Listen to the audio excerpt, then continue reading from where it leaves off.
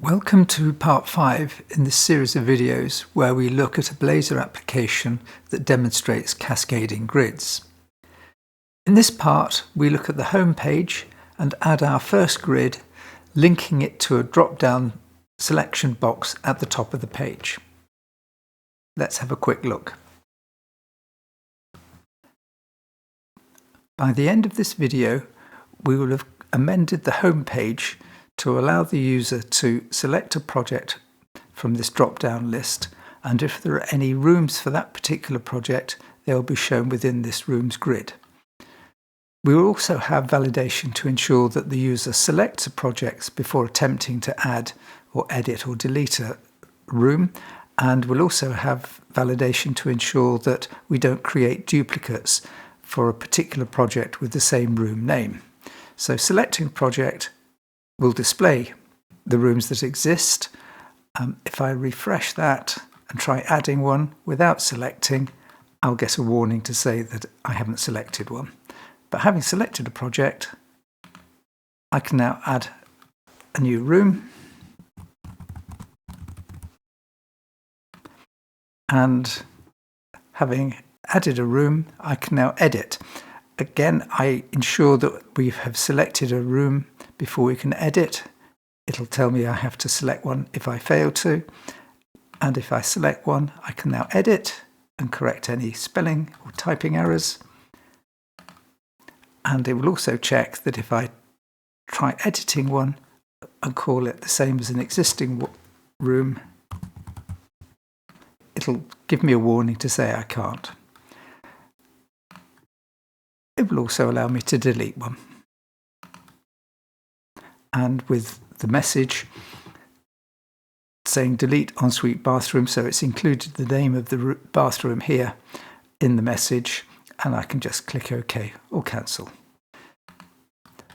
We'll take this step by step. The first thing we'll do is to add the drop-down list at the top. Then we'll add the rooms grid. We'll then add the code for adding and deleting and the dialogues that go with that. So let's, without further ado, have a look at the code.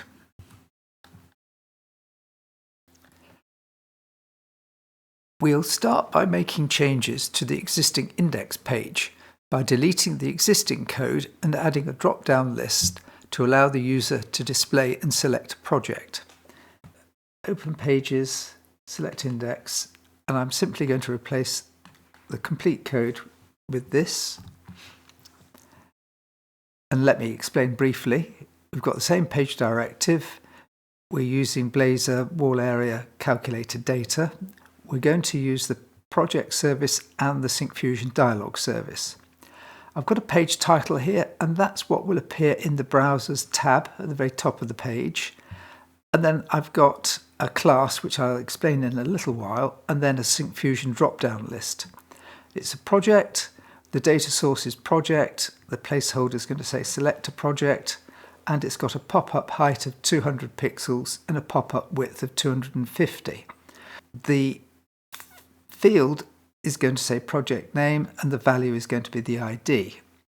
Now, what I discovered in the process of this is that if I have a pop-up width of 250 pixels, it's only the pop-up part of the display that is 250.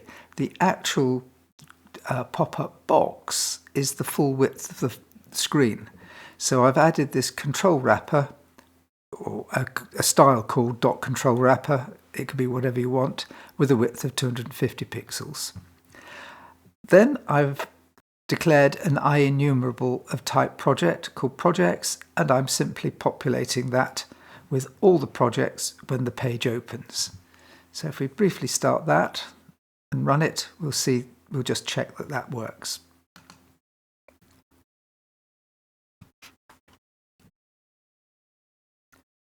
And the project runs, or rather the application runs, and we can select a project from the list. Of course, nothing happens if we do. Fine, back to the code.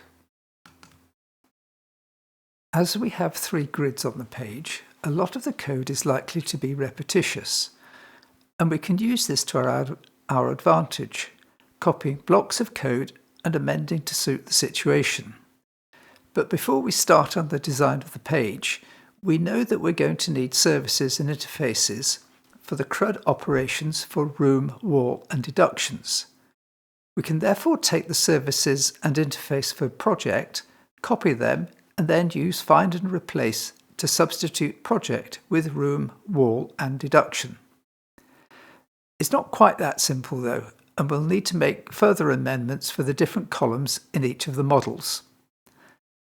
It is also likely that we'll need additional services, but we'll deal with those as they arise. So select the data folder, select project service, right click, copy.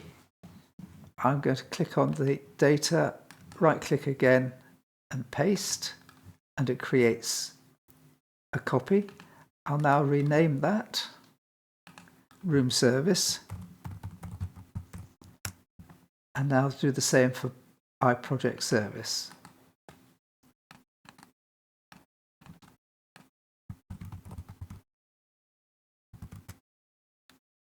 Right, we can now edit room service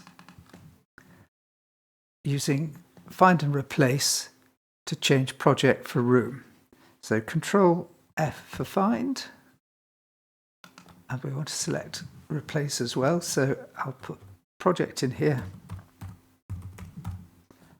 and replace with room. I want to make sure I want to match the case. I don't want to match whole words. Make sure it's the current document, and we can either replace individual ones or replace them all. I'm going to be bold and replace all. Then we can do the same for lowercase p for project, replacing room, lowercase r, replace all. But now we need to deal with the fact that the room model has different fields or columns. Rooms do not have user email, but has project ID.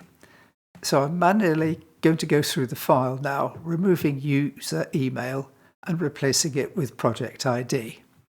Be aware that project ID is an int32. The room update method does not need to include project ID, as we won't be changing the project ID of a room. I'll go through the file now and probably speed it up or come back to you when I've changed it. But for example, user email, I can replace with project ID.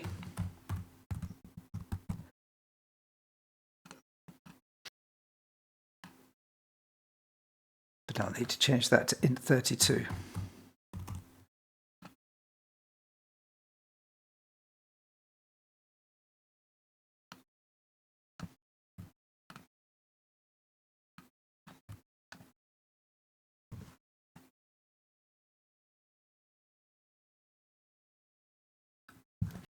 We now need to deal with iRoom service. And again, we just need to replace project with room.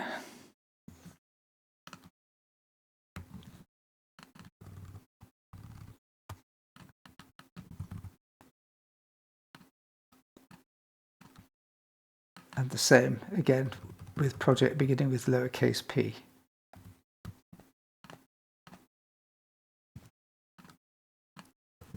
So that makes the changes for room service and iRoom service. We need to repeat the whole process for wall and deduction. And this is going to be a bit tedious, I'm afraid. Alternatively, I have got the code for this on a blog post, and I'll put the link to that at the end of this video. I'm not going to go through all that in detail in this video. Off screen, I have copied and pasted project service and iProject service to create wall service and iWall service and deduction service and iDeduction service. I've then used find and replace to replace project with wall and deduction as appropriate. I've then manually gone through wall service and deduction service and catered for the fact that the wall and deduction models have different columns. So for example, for the wall service, for wall create, I've put in all the various columns that we need and changed the SQL command appropriately. And the same for update, and similarly for deductions. But there is one last thing we need, as always, to make these work, and that's we need to change program.cs to include these services. So I'm going to insert these just after project service. So I've now added room service, wall service, and deduction service. And now I'm going to save everything and go back to the index page. We'll now add the Syncfusion grid for rooms. This follows the pattern established for the grid for projects. So this is the grid. We're calling it room grid. We're using a data source of rooms, and we've got toolbar items called room toolbar items, and we've got a room toolbar click handler and room row select handler. This is just like the grid for projects. So we need to declare the data source for the IEnumerable for rooms. So that's that. So we'll pop that in here. And we also need to declare the grid as well. I think I'll close that gap up. And as we will end up having 3 grids, we're going to need 3 separate toolbar items. So we'll prefix the toolbar items with the grid name and declare that. And we now want to populate the room toolbar items when the page opens. So we can add this to the uninitialized async. So we've called room toolbar items, and that will link in with this here. Now the grid events has got 2 methods, the room toolbar click handler and room row select handler. So for the time being, we'll simply add placeholder code for these methods. So I'm going to add these at the end of the code. One for the toolbar click handler and one for the row select handler. So the toolbar handler has got add, edit and delete, and when we click on a row we'll return the current selected row, but we haven't got that code yet. So I'll just save and run the application.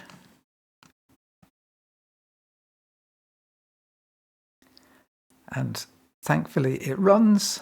I can select a project and we've got our grid with add, edit and delete. So that all looks good. What I might do is I think I'll put in a header here so we can see that it's rooms, the rooms grid, but I'll do that in a minute. Right, back to the code. Before I forget, I'll just put that room heading in. So above the grid, we'll have this. So it's just an H6 tag in bold saying rooms. When we add a room, we want the room to be linked to the project, and this link is the project ID. We therefore need to ensure that the user has selected a project, and then we need to capture the project ID for the selected project. We will also want the room grid to display only the rooms for the selected project, not all the rooms. To achieve these objectives, we use a property of the drop-down list called drop-down list events. To do this, we want to add the following to the SF drop-down list tags. So here's the drop-down list, and this is the code we need for the drop-down list events. So it's a drop-down list of events. The T item is project, the value is string, and the method we're going to call is value change. So when the project changes, this event will trigger or fire, and then we need to add the method to handle this. And I'll add that to the bottom of the code. And it's on change project, and it's going to populate a variable called selected project ID with the project ID. Now, it strikes me that there seems to be no linear way I can go through this, so there's going to be a bit of jumping about. So next we need to define or declare the selected project ID. And I'll put it up here. And the code for that is, I put a decorator for parameter. I think that's needed. I think that's necessary later, and it's a public integer, and I'm setting it to 0 to start with. So that completes the preparation necessary to start coding the toolbar buttons for add, edit, and delete. We'll copy the techniques we use for the projects grid, firstly by adding a dialog box to gather data from the user. So we want to add this under the drop-down list. Actually, it doesn't matter where it goes, so I think we'll have it at the end here. So it's a dialog box. We're calling it dialog room. As you can imagine, we're going to need further ones for dialog wall and dialog deduction. It's got a title. Because I've got various dialogues, we're going to use a variable there. It's got a form with a data source of room add edit, and on valid submit we've got a method called room save. We're binding just one text box, which is just the name of the room, to room add edit.room name, and then we've got buttons at the bottom for save and cancel. So we need to declare a couple more variables. One for the dialog and one for the object called room add edit. And we want a non-valid submit method, which we've called room save. So I'm going to add that method to the end of the code for room save. And this is going to be a bit more complicated. So first of all, I'm checking to see if it's an add as opposed to an edit. And we can check that by checking to see if the room ID is 0. But I want to check for duplicates. Again, this follows the example for projects. And it's slightly different here because we want the duplicates to check for, I want to count the rooms by name and project. So we could have the same name, for example, bathroom, in more than one project, but we want to limit it to project. So that's something we're going to need to add the service for. Then we're going to use room create and room read all. Well, again, I'm not sure that that's what we want in the end, but that's what I've got in here for the moment. For duplicates where a record is being edited, we're going to want to count the rooms by name and project and the room ID. So we need new services and interfaces for the methods used to check for the duplicates. So let's go to the room service. And I want to replace the current counts with this. It should be fairly straightforward. We're counting rooms by name and project, so we're passing in the room name and the project ID, and then counting. And we're also counting rooms by name and project and the room ID, so passing in those parameters and then counting. So we also need to change the iRoom service to account for that. So I'll replace those with the modified versions.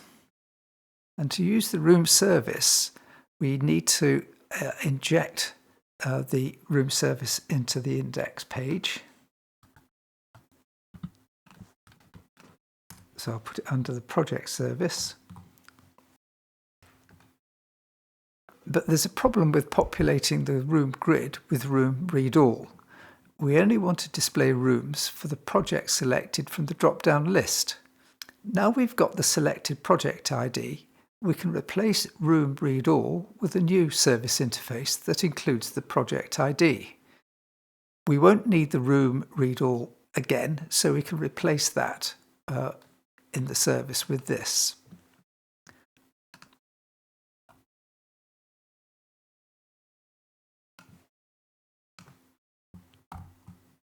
So we're reading rooms by project. So the SQL statement is select asterisk from room where project ID equals the project ID being passed in. And of course we need to change the iRoom service as well. So that simply gets replaced with that. In index, we need a couple more things in here. We need the room cancel method, which is this here. So I'll add that at the very end.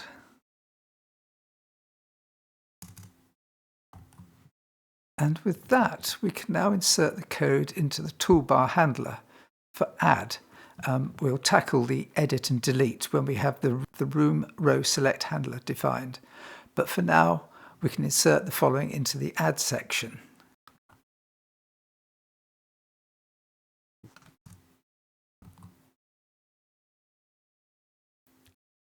Right, I see I need to define the dialog title. So let's put a declaration in here for that.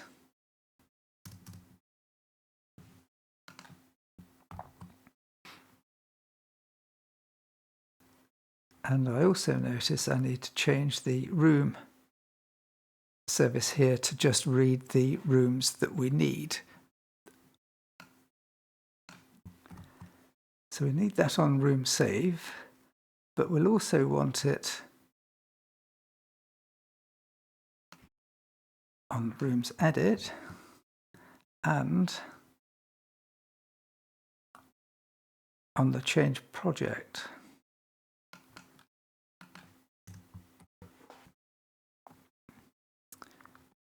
So that gives us no errors that I can see.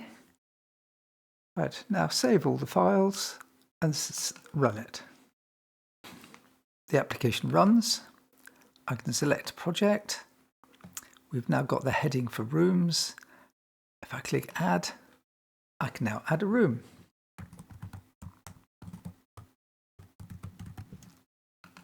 And save it, and then it displays it in the grid. Okay, let's get on to the next stage. We can now turn our attention to edit and delete, but for this we need to know which row has been selected. This is handled by the room row select handler, which we've just got some dummy code in for the moment. So I can now place this in here, and I'm having selected room is getting the room ID and selected room name is getting the room name. And I'll need to declare these two new variables. So selected room, I'll put under the parameters, and selected room name, I'll leave a gap. I don't think the position of this is critical, but it's handy to have them next to each other. Now in the room toolbar select handler, we can now go to the edit and place this code. So first of all, I'm checking that the user has selected a room. If it's 0, I want to give a warning using the Sync Fusion dialog service. saying please select a room. Otherwise, I'm going to populate room add edit, which is the data that we use for editing. So room add edit, I'm creating a new object just to make sure we haven't got any old data there, and then adding the selected room ID and room name. And then I'm showing the dialog. And in the dialog for room save, we've already got the code to check that we're counting for duplicates and then using room update and then refreshing the grid. But we're still left with deleting a room. And we can use the basic code from deleting a project and modifying it for a room like this. So if we go to the delete,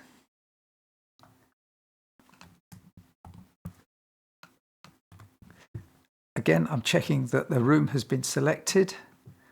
And if it has been selected, I'm creating this Boolean saying is confirm and asking for the user to confirm that they want to delete a particular room. And if so, I'm going to be refreshing the grid and then returning the selected room ID to 0. So let's run that. We can select a project and we can add a new room.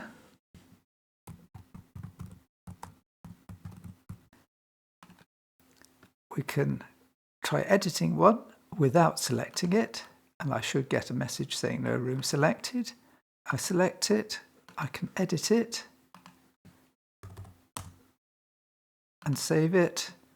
And if I refresh it to start with, select a project, try deleting, no room deleted, select a room, click delete, and it says delete ensuite shower.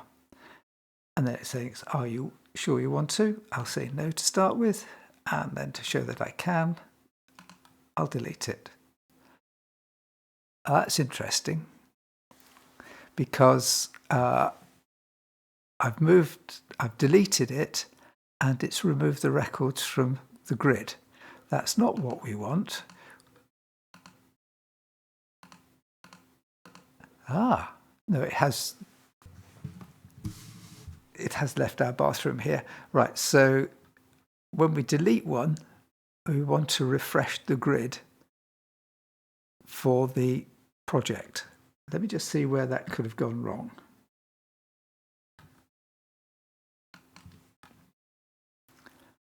So I'm saying delete, I'm checking it's deleted, and then I'm deleting the room, and then I'm saying rooms await room service, rooms read by project. So that looks as if it should work to me. No, that should be selected project ID.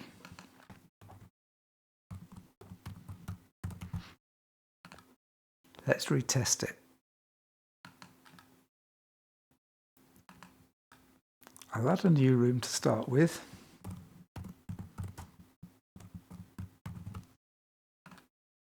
And now I'll delete it. And I should be left with family bathroom here. Yes. I suppose that shows the danger of using copy and paste. You need to be very careful, and particularly where you're using very similarly named variables. So selected room ID is easily mistaken for selected project ID if you're just reading through the code quickly. Lesson learned. That's it for this video. We've covered quite a lot. The next video is going to be probably more complex, where I'm going to be adding the grid for walls, which will include some calculation and something I'm calling dynamic dialogues, but I'll come to that in the next video. I'll put links in the description to a blog post and to where you can find the code for this particular video. Thank you very much for watching. Hopefully the next video won't be too long coming along.